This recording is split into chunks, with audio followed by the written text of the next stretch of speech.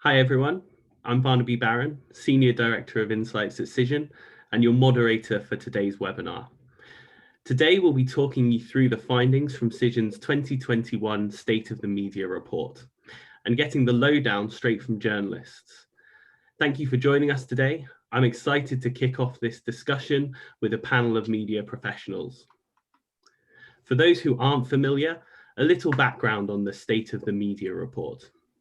Each year, Cision conducts the State of the Media survey by emailing surveys to Cision Media Database members, consisting of media professionals, influencers, and bloggers. This year, we surveyed more than 2,700 journalists in 15 countries across the globe to gain deeper insights into today's media landscape. In today's session, we'll discuss some of the bigger themes that came out of this year's report, including key takeaways, building relationships with journalists, public trust and freedom of our press, as well as looking towards the future and the trends for the year ahead, and a lot more. Now, some housekeeping points before we get into it. We're tweeting using the hashtag SOTM2021. So keep an eye on the Cision UK Twitter handle. We'd love to hear from you. And please submit your questions in the Q&A panel. We'll leave about 15 minutes at the end to answer as many of those questions as possible. Finally, an on-demand copy of this webinar will be made available afterwards. Now, before we dive in, I'd like to welcome our speakers, Janelle Aldred and Laura Connor. Janelle is a former newsreader and journalist for BBC, ITN, and ITV. She now runs GAC, a communications consultancy, sits on the Women in Journalism Committee, and heads up comms at the Pipeline. Laura is a features writer at the Sunday Mirror and a former broadcast journalist at BBC Breakfast. I'd like to start off by taking us through some of the key takeaways that I saw within the 2021 State of the Media report, before bringing in our experts to comment on some of these topics. Firstly, we see the point that journalists are both overwhelmed and underwhelmed. More than 1 in 4 journalists stated that they receive over 100 pitches per week. This has been a common theme within the annual State of the Media report. This year, many journalists commented they felt PRs hadn't even read one of their articles before pitching an idea to them. Secondly, I think the point around access to data, rich detail, graphics, and expert sources is a resonant one. 66% of journalists agreed that providing them with data and expert sources was the best thing that PR pros can do to help their stories. In some ways, I think this is very much a reflection of the next point, that 30% of journalists have expressed challenges reaching sources in the new hybrid work environment, which makes complete sense. Without the ability to go for a drink with a key source during a conference, it's much harder to get that type of information and form those relationships. Thirdly, it's very interesting to see the point of audience relevance breaking through. So 62% of journalists said the best thing that communicators can do is think about the audience that they're trying to reach. The thing that really interests me as a data geek is that 61% of journalists agreed that the availability of views, social engagement, and demographic information has changed the way in which they are evaluating their stories. If that's how journalists are evaluating stories, then that's absolutely how communicators need to think about the stories that they're pitching.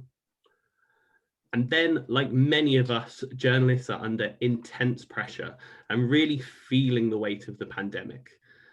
37% of journalists expressed fatigue over covering the COVID-19 pandemic. And that's something we've absolutely seen in our research, monitoring and analysing the news.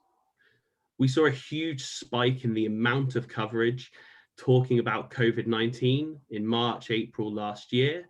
And relatively quickly, those volumes and particularly engagement with that coverage dropped off into the summer as a fatigue clearly set in, a fatigue that has only, I think, got worse over the following months. Finally, a concerning trend that we've continued to see is a deterioration of trust in the media, with 40% of journalists stating that they see a deterioration of freedom of the press in either the country of origin or the country in which they operate in.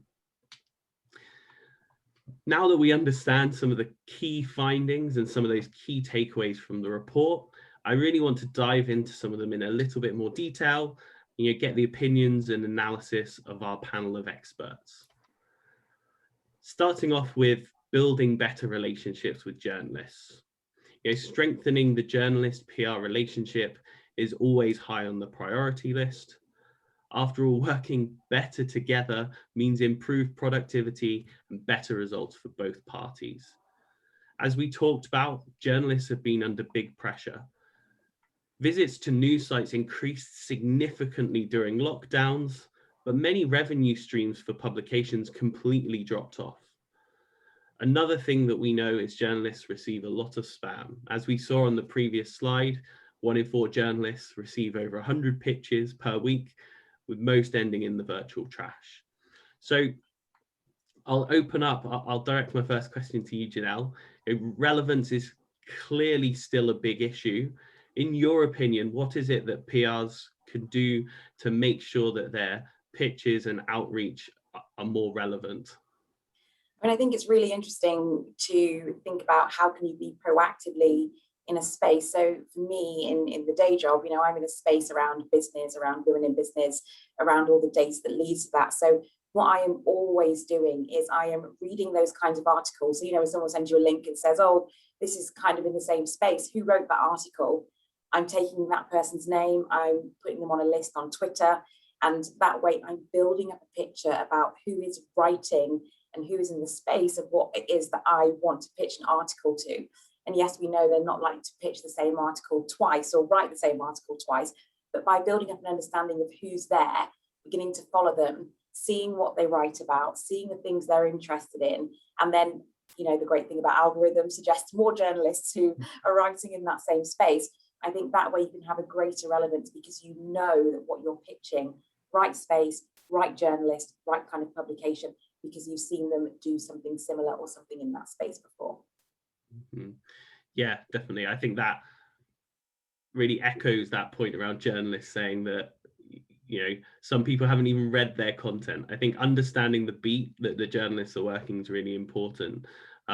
So Laura, if I kind of pass the same question over to you, what, as a journalist yourself, what do you look for PR professionals to be doing in their pitches, in their outreach, and making sure that content is relevant for you? Well, it was 100% just what Janelle said. It's about tailoring it to specific publications and specific journalists. Now, I understand that it can be quite time consuming, but, have a look at their socials, have a look at some of their work before deciding who the best person is to pitch for. For example, I receive a lot of consumer pitches, and whilst I do consumer features, I think a lot of the time, in order for it to work for me and for the Sunday Mirror, I'd need sort of a new hook, I'd need a new statistic to make it relevant and newsworthy. So I think it's about looking at how a specific journalist works, not just about personalization, not just saying, morning Laura, how was your weekend? It's about saying, look, I've seen your work, I like your work, this is why I think we could work together. Yeah. And one of the things that I think was really interesting in the study this year, it's kind of a new trend, is the challenges that journalists have faced around getting sources, kind of building relationships, particularly in the hybrid work environment. Now, obviously, things are starting to open up a bit, but personally, I'm not going back to the office 5 days a week, so I think the world has changed. So, Laura, kind of question I'd put to you is, considering that new hybrid environment that work exists in, what do you think PR professionals can do better to kind of build relationships and strengthen relationships with journalists? Well, as just mentioned, it's been a really, really tough year socially in terms of connecting with contacts. It has been for journalists, been for PRs, but I think it's a really good idea to at least try and establish some kind of personal relationship with a journalist before you start pitching. Because then you're just speaking to each other on a human level. You'll maybe become a bit more aware of how they communicate, how they work, when they're going to be pitching, what kind of stuff they're going to be pitching.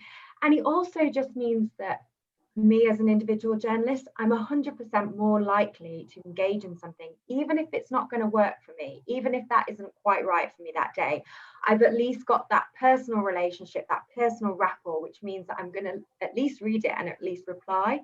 The faceless pitches, even if it was a fantastic story, I have to say, if you see a faceless pitch, the first thing that goes through your head is, how many other journalists has this gone to? Do they really know who I am? Do they know who they've really sent this to?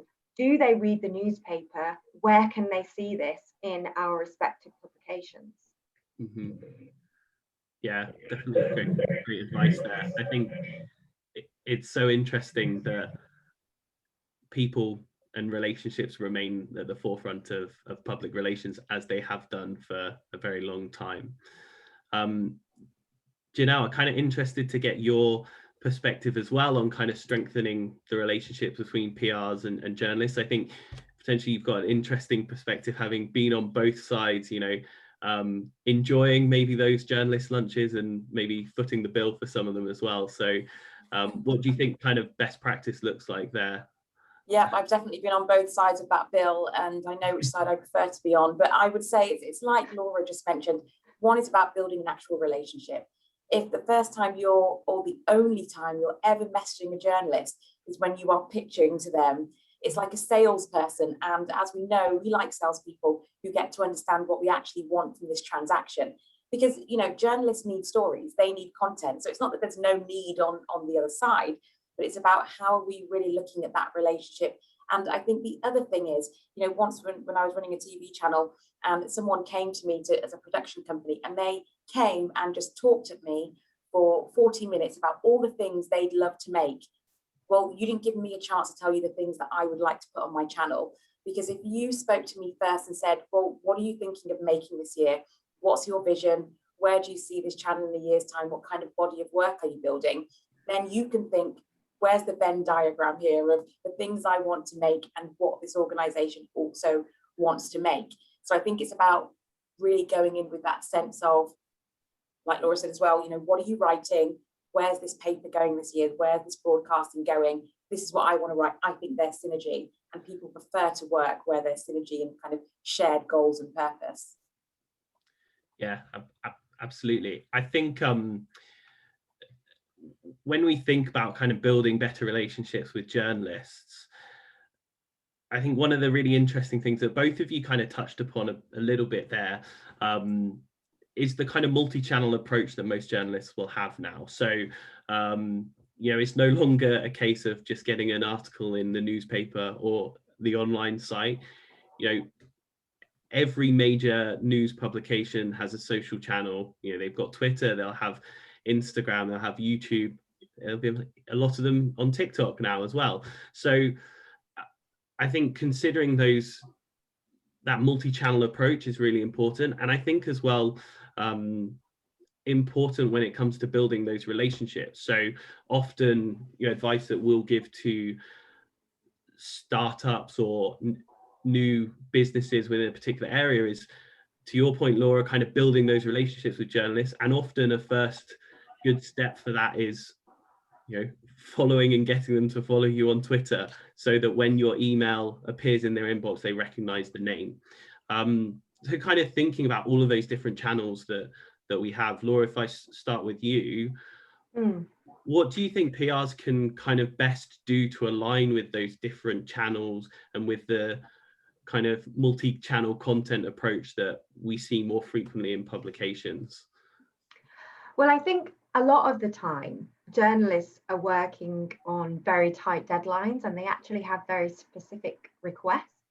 You know, if you're looking at experts or case studies that a lot of PR professionals might be able to help us with, it's just the immediacy of seeing what kind of hashtags and tweets journalists are putting out, and also being engaged, as tedious as it might be, with sort of the Facebook page community. I mean, as a freelancer, before I came back to Reach, I used the freelancing groups every day. They're absolutely invaluable for pitches, and also they're invaluable for helping journalists who are looking for very specific requests. And the reality is that if you help a journalist who's got a really tight deadline with an expert or a case study or you know, your own poll or study and research, they are likely to come back to you. They're likely to come back, ask you for the same sort of thing again, see if you've got any exclusives, and read and reply to your pitches.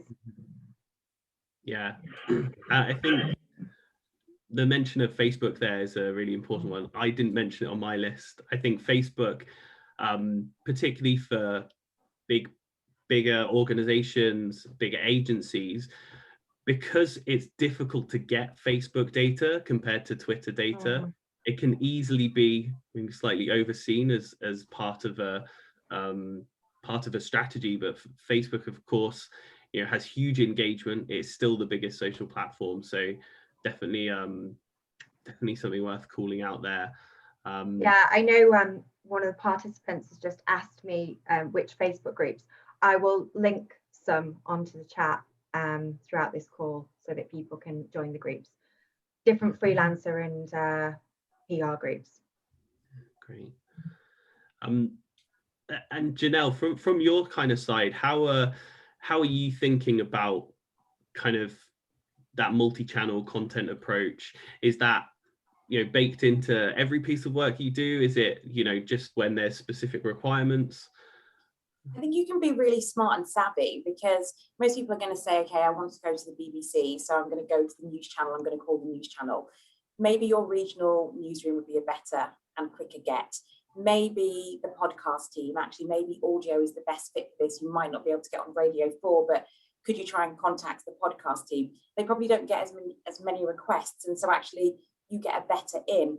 Is this perfect for TikTok? And actually, by giving it to that team, and going direct to the TikTok team and giving them this content ready-made, easy for them, then if that does well, they're more likely to say to the digital team, oh, we've got this piece of content that's really going really well for us, and maybe take a look. So I think it's worth doing the multi-channel, because the main channels are saturated with requests. And where are the side doors? Where are the windows? Where can you kind of get your foot in and then get your whole body in the door by, you know, taking it from a slightly different angle? So I think it's about thinking really creatively about where you really want this piece of content to land, and seeing if you can get an in that space, or get a meeting in that space by going a different route from just the mainstream number that everybody is calling or everyone sending an email to. Yeah, definitely. I think good advice there. Kind of moving on to one of the next findings that we had in the report. Now, according to the 2021 global data, 53% of journalists believe that the public has lost trust in the media over the last year. Now, we're gradually seeing a decrease in the distrust of the media in the eyes of journalists, which is a good trend, but I think we'd all probably agree that 53% seeing a decline is not a good thing. So there's still a lot of work to be done there.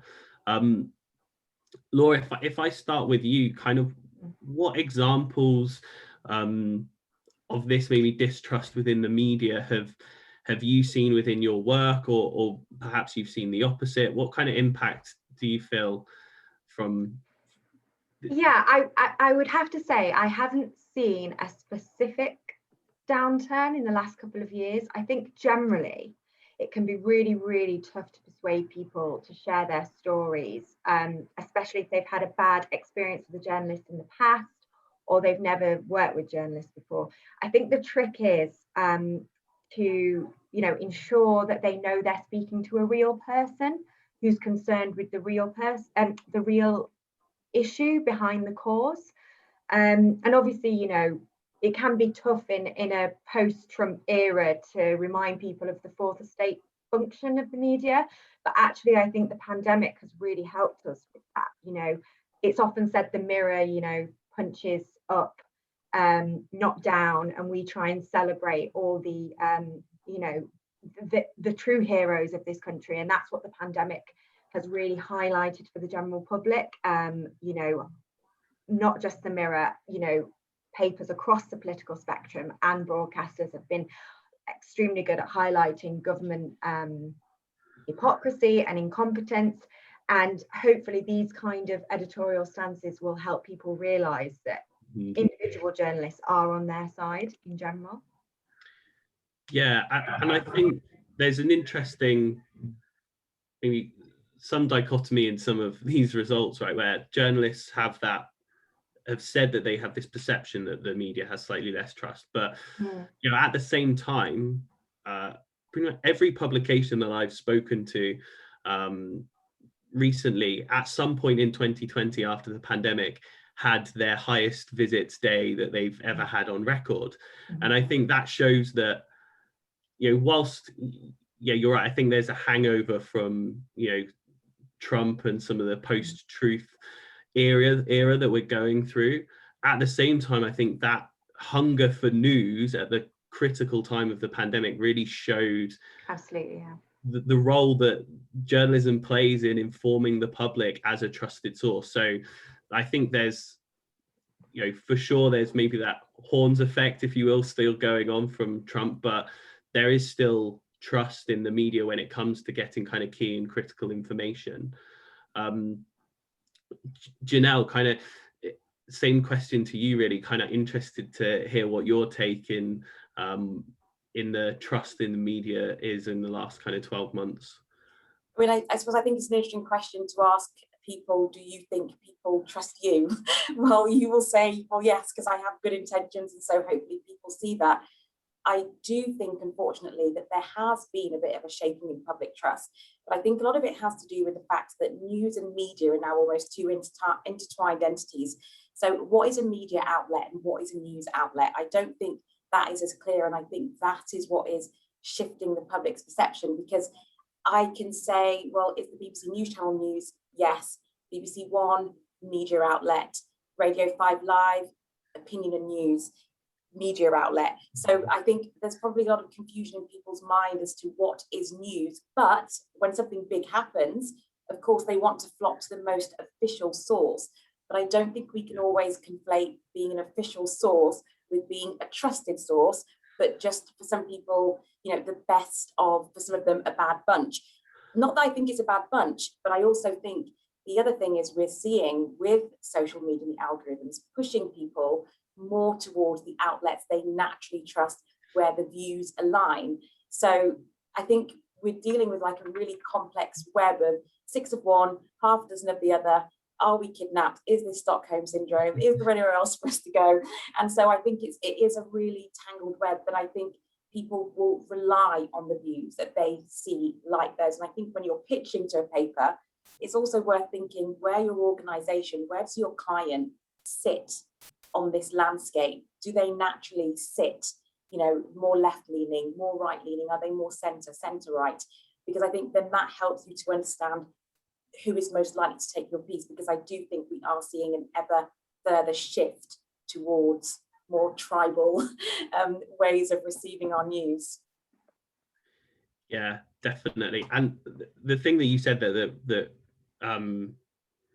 really resonated with me is that people kind of trust people, right? And one of the things that I find fascinating, I talk a lot to clients about, is if you look at something like the Edelman Trust Barometer, the most trusted source of information is people like you know, your friends, people who you relate to. And, you know, less trust, then, you know, earned media's up there, advertising's down further. But one of the things I often say to clients is audiences who engage with influencers or journalists on social or on YouTube or, you know, TikTok, whichever platform it is, do you think they see them as bloggers, or do you think they see them as people like themselves? and they trust them and they buy from them. And it's even like Instagram, you know, you could post the best quote, the best story, you put a selfie up, the engagement rockets, because we are still relational people who like to connect. And I think in a time when we feel so disconnected, actually people are connecting further and further with personalities, even if they disagree. So you'll see some of the journalists, BBC, Sky, taking absolute flack. But these people are following them because they're the first person they also go to when they want to know what is the official thing that's said. So I think we're in a very strange situation. And I think it will be the next 6 to 12 months before we really see where everybody actually is on the line of trust. Yeah. And I think compared to 15 years ago, the majority of people are now getting their news from social media rather than going direct to a particular news site. And we've touched on some of the benefits of social there and some of the trust that can come from it, but also it's often more the origin of kind of fake news, if you will. So Laura, I'll start with you. Do you kind of think that social media is a threat towards the freedom of the press? I mean, when I was starting out, when I was training 10 years ago, this was when it was, you know, it was really an existential question for journalists was, oh my God, is this going to ruin our careers? Do we have a future? And yeah, it's been nearly a decade. And I can say, whilst it's completely transformed our traditional ways of working, I think journalists have completely adapted and worked to make social media advantageous for us. And I think that that's kind of showing the robustness of the industry, actually, to be optimistic about it, that journalists are very quick to adapt and they're able to use something that potentially was threatening the industry to their advantage. I think, and again, sorry to bring the pandemic into it again, but Barnaby, what you were saying about trusted news sources, I think the last 12 months has really highlighted how much the public needs reliable and trustworthy sources. And I think that social media, whilst there's so much scope for politicians, for normal people who maybe don't have journalism qualifications, to bypass traditional media, to bypass PR, I think it's sort of made the general population understand quite how important it is to have people who can properly analyse sources and properly present information. So if anything, I think social media is at the moment something that's good for the industry. And you know what, I know that you've just mentioned it, Janelle mentioned it. I find it really helpful. I find stories on social media. I find experts. I find case studies, and I do not see it as a threat in terms of, you know, clicks and brand loyalty. Again, I think the kind of people that read a physical newspaper are a completely different audience to the people that go on social media and click on a link because of the headline or because of the lead text. I'm just as guilty of that as anybody. And, you know, I sometimes feel like we underestimate just how well the general public understands clickbait, just how well the general public understands the reliability of sources. Interesting. And Janelle kind of touched on it a little bit previously, but interested to hear a little bit more. We've seen this kind of continuing trend of improvement with trust in the media. Do you think that's gonna, as we come out of the pandemic, like, do you think that trend's going to continue or maybe reverse? I mean, I think it's really interesting. If you want like a threat to the freedom of press, can't speak today. You know, I would stand by two things, and kind of what Laura just said. It's not that the press don't like social media, that it's a threat, but they've managed to utilize it really, really well. And I think the really, really interesting thing that I think, and I probably have to stand by it because I've written a book and in it I talk about fake news, but I think the two biggest kind of threats to the way the press work has actually been long ago 24-hour rolling news. I think that has presented, because the amount of news that has to be pumped out, well, actually it can't all be news, can it? And there's a lot of repetition. So I think that, along with social media and the real democratizing of news, because now it's not just about what do the BBC say, what do ITV say, what does Sky News say. Now we have all these media sources weighing in with their own sources, their own spin, their own take on, you know, the news angle of the day. And so whilst I don't think it kills news, it forces news and forces journalists to really work in a very different way to what they were working before, which means that they do engage more in things like clickbait, which then dilutes the neutralness of news.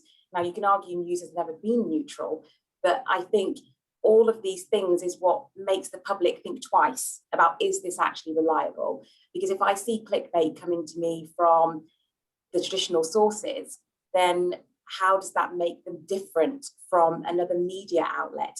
So I do think it's going to take us a while to really see, as I mentioned, but I think we can already see the signs of the way that news has had to shapeshift to fit with the new landscape and to fill 24/7 content needs, and how that does dilute your ability to stand up every source, be really reliable, fact check everything, because you don't want to be last over a magazine who just happened to put something out. So I do think it's the rolling and building pressure of being quick and being constant. So I do think it is going to be interesting to see what happens next. Yeah, absolutely. So let's move on to kind of the next thing that came out from the report. So I mentioned earlier on, 59% of journalists agreed that, you know, availability of views, engagement, demographic information has kind of changed how they're evaluating stories. So, you know, the majority of journalists are now being data driven in terms of understanding which stories resonate with their audiences. Many are looking for stories that generate the most traffic, or, you know, hit high engagement, etc.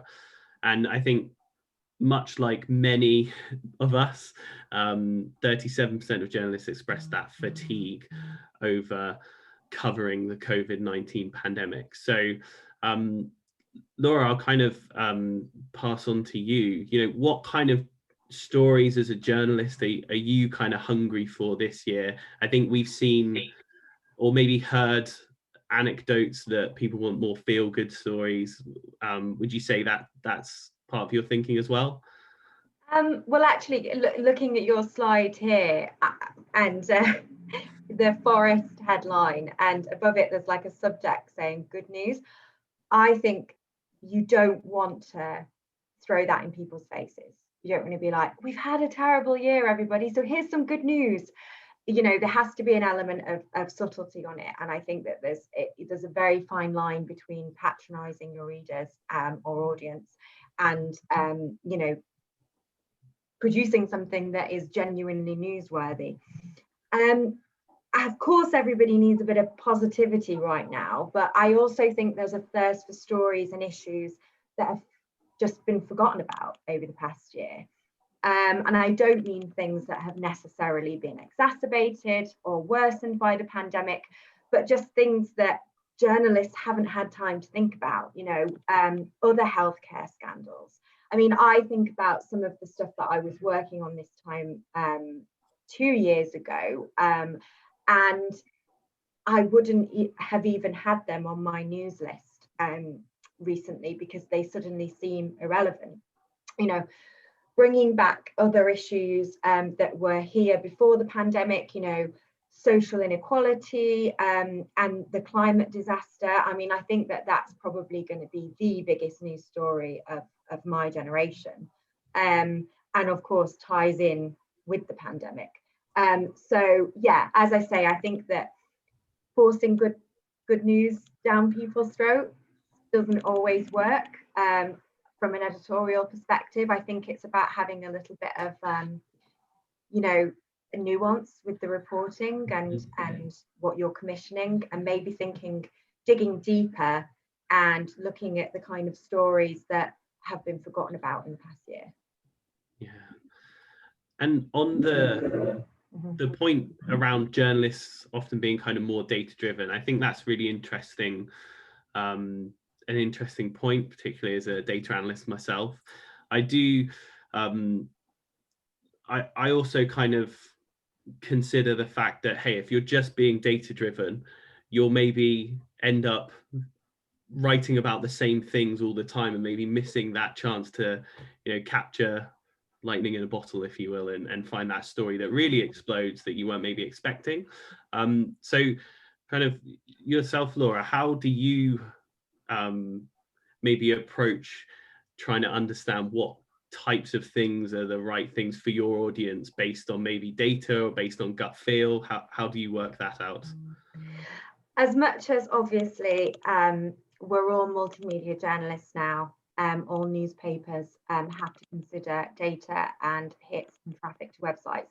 I do think sometimes just analysing data can be a bit of a false economy, because if you're talking about something like engagement, for example, you know, you see the highest engagement on stories that really going to pull people in, human interest stories that people are desperate to read, a little bit like a novel, you know, you're really wanting to find out what happens at the end. It really pulls you in, and that's going to be better for your data in general.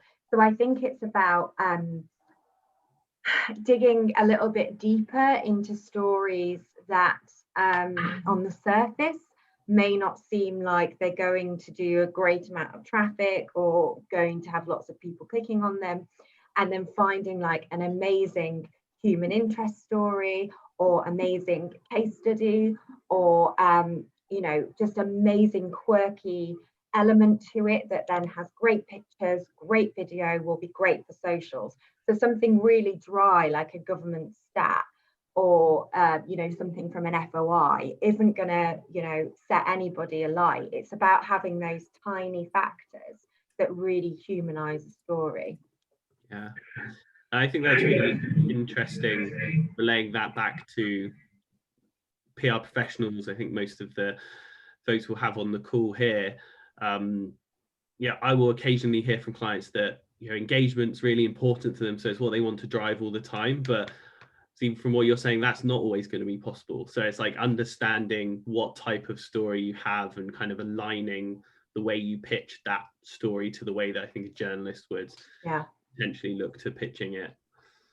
And then kind of the other point, which we've touched on a few times, looking towards the future, you know, multimedia is really important, and the overwhelming majority of respondents when it came to the State of the Media report have included some kind of multimedia content within their, not just their stories, but also translating that multimedia content to then their social channels, whether that's their personal ones or the publications ones. So Janelle, from your kind of perspective, what do you think PR professionals can do to kind of go the extra mile, you know, ensure that they're maximizing the likelihood that their pitch is maybe looked at and covered? Write my story for me. I mean, I think it's really underrated, and I think how much, you know, we take calls on the news desk, and you know, it's thinking, if it's TV, are there pictures? Because if there's no picture, then there's no TV story here. You know, we don't tend to write things about a fate opening or a charity, and you know, you get a lot of people saying, well, it's a good story to you. I think it's always about thinking, what is the importance of this story to the audience, not about what the importance is to your organization or to your client, because of course to them it's the biggest thing going, but to the news, is their picture, and actually how far can I go? Can I provide experts? Can I provide pictures of these experts? Do I already have quotes from them that I can add in? And essentially you are painting the picture, because there are 100 pictures coming in a week. So if you can vividly say, well, this is what it could look like, and of course anything else that you want to do on top, but you know, just allowing them to see that. And the other thing that I think is really interesting, kind of a bit to the last question, is I've never seen newsrooms following the audience so much. George Floyd, with Palestine, with the young girl that was kidnapped on the street in London, all of those stories started on social media. All of those stories gained so much traction that the news channels in the end couldn't ignore the story and then ran the story. So I think we are definitely seeing a lot more following of the audience than we've ever seen. And I think there are some really content-rich clues. And if you as a PR are following your ideal audience, what are they talking about today? What stories are piquing their interest? And how can you take that to a newsroom today and say, this is trending today, people are talking about this, we've got an expert ready, we've got these pictures ready, we've got these quotes ready. And I think you stand a much greater chance of getting yourself in the running order. Yeah, definitely. And Laura, for yourself, in the newsrooms at the moment, kind of what is it that PR professionals can kind of do to help you the most, and also maybe what are some of the pet peeves, the kind of do not do's? Janelle is 100% right with the trends. I think what's really important for newspapers, perhaps a little bit more, and even daily news shows, BBC Breakfast, the Today programme, is what could we do that's new? People are already knowing what's happening. They can see it on Twitter, they can see it on Facebook.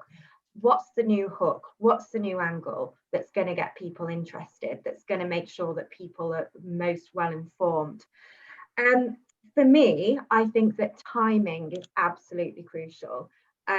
As a PR professional, just get to know what the timetable is of whoever you're pitching for.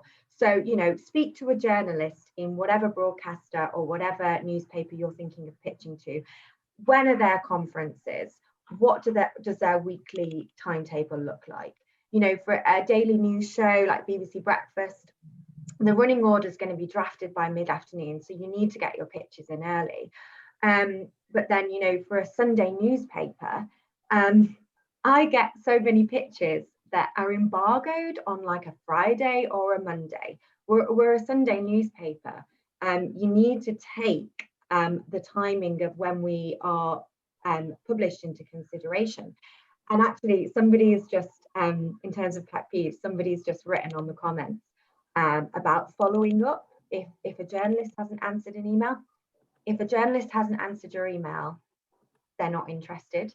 That is, I wouldn't say it's 100% accurate rule, but if you send something to a Sunday newspaper journalist that's embargoed for a Friday, and then you call them and say, have you seen my release? And that isn't going to work for their audience. That's probably going to irritate them even more, because it to them says you've not researched the publication and you haven't researched the journalist. Therefore, you're wasting everybody's time. So yeah, you have to really think about the timing and the appropriateness of the content that you're sending. Yeah, absolutely. The other point I'd also make as well is that I know that it's easy to say, oh, make sure you send stuff at the right time and you have new data. I think it's also really good, and it sounds really patronizing, but I think that a lot of PR professionals need to constantly keep abreast of the news agenda in the way that an average news journalist would, because then they're going to be there thinking about follow-up stories that might work on a traditional newspaper morning conference news list, anticipate case studies or polls and surveys that we might be on the lookout for. You might be creating our ideas for us, which is invaluable, really. Yeah, absolutely. So I'm going to, there we go, jump onto the Q&A section now with 16 minutes left, so pretty much bang on time. We've got a few questions that have been submitted to us already, so I'll go through those. If you have a question that you'd like to add, then feel free to add it through the Q&A submissions form. Kind of starting off with the first question, Janelle, probably ask you to look at this, since I think you've been on both sides, so interesting to get your perspective. To what extent do you feel like kind of luck is a factor in successful pitching? Finding a gap in someone's schedule, i.e., can the perfect pitch fail? Yeah, I think it can, and I think it is about timing. Sometimes it's a bit, we've done a story like that recently, great story, but no picture. I think it can fail. I think by having relationships with the journalists that don't just happen when you're pitching, that can preempt a bit of that. And I also think another thing that I think is great is actually picking up the phone. There's so many times when I've picked up the phone, just had a quick chat, and then said, I'm going to send you an email now. So they know the email's coming, and then it's fine to follow up to say, I sent the email, just checking it hasn't gone in your junk. So I think you can try and preempt and see what's further down the road. But if you have a perfect pitch and you're sending it the day before you want the story done, it's not going to happen. And it's just too secretive. Also, that can be bad. You've got a big surprise, please come. You're going to need to give me more than that for me to understand the gravity of like what the story is about. Yeah. So Laura, I'll kind of extend that a bit to you and kind of say, okay, if there is a chance that the perfect pitch can fail, as a journalist, what do you think PR pros can do to minimize the likelihood of maybe that pitch getting missed in your inbox? Well, we just had another question as well about the best platform and channel to pitch. I think Janelle's completely right. A call before the email is often really good, because that means you're going to look at the email. Regardless of what it is, you're thinking, oh, somebody's actually taking the time to give me a call, and then I'll be looking out for their email. I would also say it's not a bad idea to follow. I know you'd mentioned this before, Barnaby, but it's not a bad idea to follow on Twitter and also DM on Twitter, just because that, again, is a little bit more personal than just, so many, you'll know this, so many press releases that I get are clearly, I'm just a BCC somewhere. There's, my name's not on there. There's nothing to do with the publication that I work for on there. So they're the ones I'm going to be more likely to ignore. So I would say, yeah, you need to just make sure that we've seen it.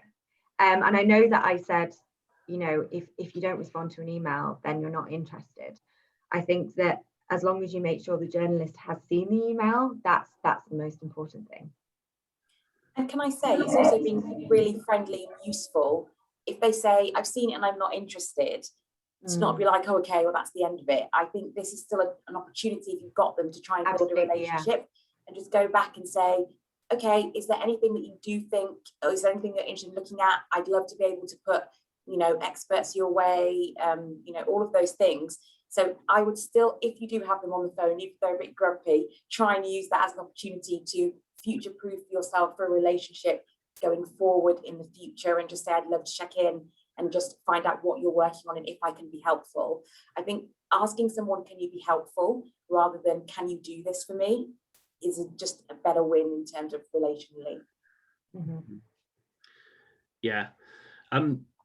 One of the next questions we have is kind of builds on some of the things you spoke about earlier, Janelle, around kind of targeting stories and maybe slightly targeting your pitch based on a left or a right-leaning outlet, those types of things.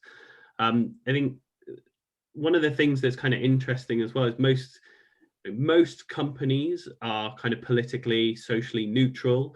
I would say we've seen maybe that start to shift a lot in the last 12 months, whether that be different social justice movements.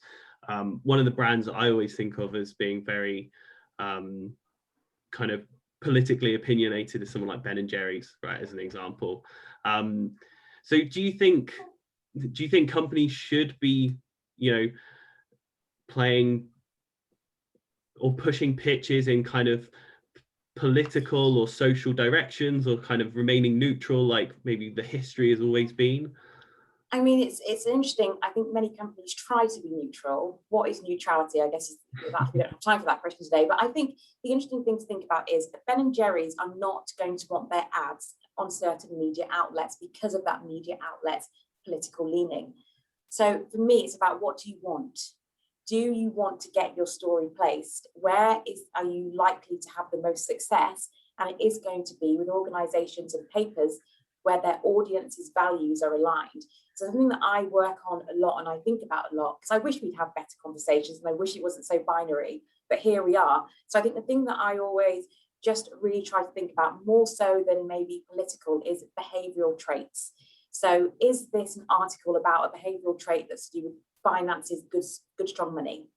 Well, then of course you know where you're going to go for that. Is this a piece that's more about how dare they touch my child's hair? Well, The Guardian is probably like your natural home. So whilst I don't advocate pushing yourself politically, I do think it is about looking at what's our story, what's our behaviours, what's our values, where are they best aligned? There's our best chance at securing content for the clients, and it's their comfortability too. Yeah. And Laura, kind of interested to hear your bit of your perception on terms of those different political leanings. I would say often when I speak to journalists, it's not towards the front of their mind or even the back of their mind, perhaps to the extent that maybe a PR professional might think that it could be. No, it really isn't. A good story is a good story, regardless of the partisan nature of the news. And yeah, we do still have partisan newspapers, that's true, but it's for individual journalists, the relevance is not that important on a day-to-day basis. And the reality is that there are so many checks and balances that go into the finished product that the original sort of political leaning of whatever message a pitch might be trying to get across is irrelevant. I also think that it's really interesting what Janelle said, because I think most media outlets now, their brands are a little bit more muddied because of the internet and because of websites, social media, whatever. And I think that there are different ways of tailoring different content. So something that you might put on page 8 of the Daily Mirror, for example, would be very different from what you might put on the Daily Star website. But I think it's all about just creating something that works for the actual journalist and the actual publication that you're pitching for. I don't think it's political. I mean, I probably would slightly disagree, but I think the editors are the main people who have the final say, and so I do think it is something to consider, because you know the way that the right have covered COVID, the way the left covered COVID, the things that they talk about in relation to COVID, the social justice issues, are very, very different because they focus on different things. So I would still say that it's worth considering where your values and behaviour sets are best aligned, because although individual journalists have the power to say, yes, I want to pitch this story, they don't have the ultimate power to put the story in the paper. So I think it is always just, personally for me, I think considering, and you know, having worked on the right and having worked on the left, I think there's definite differences into the things that we gravitate towards. And I think for client, it's where are you best going to pitch your story for its success. Mm-hmm. And one of the other questions we have is around receiving releases or announcements from well-known brands, as opposed to maybe a new startup that's trying to get into earned media for the first time. So Janelle, if I start with you, what's kind of your experience there in terms of, is a well-known brand more likely to get a release picked up versus a new startup, for example? I think it depends what's in the news mix of the day, because and I think that's the other thing we haven't really touched on. It's what else is going on at the time when you're throwing your pitch in. And so sometimes you might think, oh, we're really industry heavy today. Like we've got a lot of crime stories today, for instance, in broadcast, a lot of crime, a lot of murders. So it's like, okay, well, how can we think about the other end of the bulletin, and how can we tailor that other end of the bulletin to make it a bit softer? So then if you're weighing up between two kind of, this is maybe a nature story, but this one is like a feel-good charity, then you're probably likely to go to the other end. So I do think that does kind of affect it. The mix of what else is going on is also something to consider about doing that. But when it comes to brands, of course, I think if you want it quick and easy, a big brand is likely to give you everything that you need. So I think if you're smaller, it's worth thinking, about, have I got images, have I got the quotes, can I stand this up, etc., to give yourself the best chance. So I think it's dependent. Mm-hmm. Yeah. And a question for you, Laura, I think quite an interesting one. I think through the last 12 months, we've gone through so many seismic shifts culturally, COVID, the social justice movements, etc. Do you think that over the last 12 months, the idea of what's maybe changed a strong perennial story or a traditional kind of good story has changed slightly? What can you give me an example? What do you mean by perennial story? I don't know, the kind of things that you would see consistently picked up. I think the thing that I think of is dogs at voting booths on polling day. Those types of stories, or the kind of and finally stories that you'll always see kind of picked up, those type of good news stories. Do you think there's been maybe some change in terms of Sort of what tone? typical successful story or story of interest might look like? No, I don't necessarily think so. I think that, as I was saying before, I think a good story is a good story, no matter how you dress it up. Everybody loves seeing a picture of a dog. But I think as well, trends change, and obviously we're going to adapt with the pandemic, and the society that we live in is going to change because of the pandemic, which will inevitably affect the stories that we're covering and the stories that happen. But I don't think that it does change the tone of news coverage. I think that more than anything, we are seeing a shift back to a more traditional daily news agenda that we saw before the pandemic. Yeah. There's a few more questions. There's a lot of questions around preferring pitch via email, phone, great times to send pitches, feedback. I would say I'm going to try and cover them myself quickly.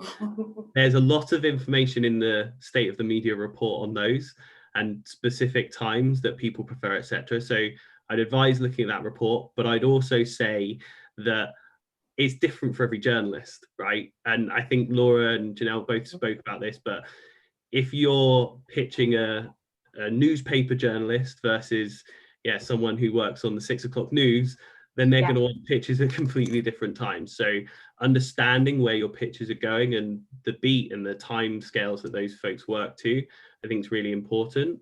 One of the questions I'll quickly ask, perhaps to you, Laura, is around feedback for pitches that were sent. Is it appropriate to kind of ask for feedback on a pitch that's maybe not been picked up, or a pitch that you've said wouldn't be of interest?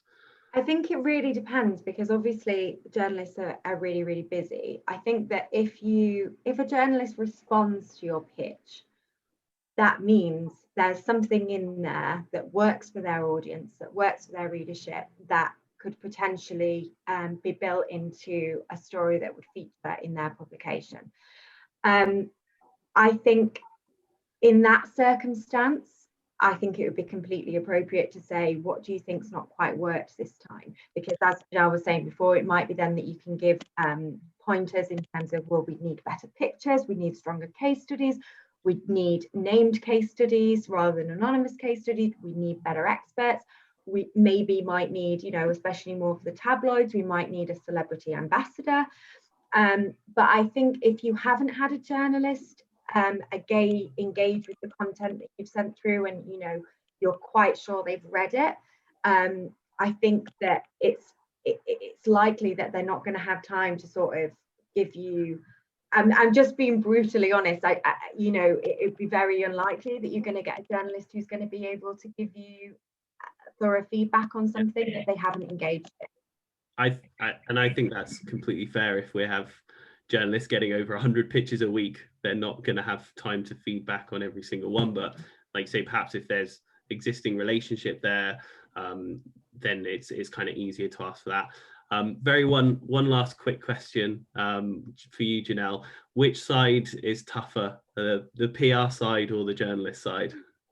I think I would say probably the PR side is tougher, because journalists do need content, so that's tough. They need to fill their thing, but there's way more people trying to fill it than there are slots to be filled. So I do think PRs have a tough gig, but I would say, thank you, the right answer.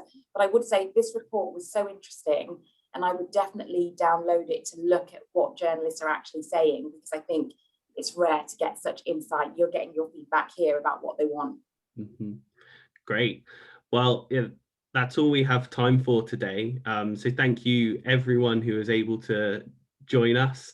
Especially thanks to you, Janelle and Laura, for your great insights. It's been fantastic having you both.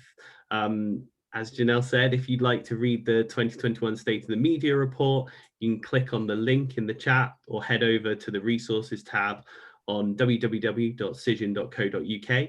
Otherwise, have a good rest of day, everyone, and goodbye. Thank you, everybody. Bye. Thank you. Bye-bye.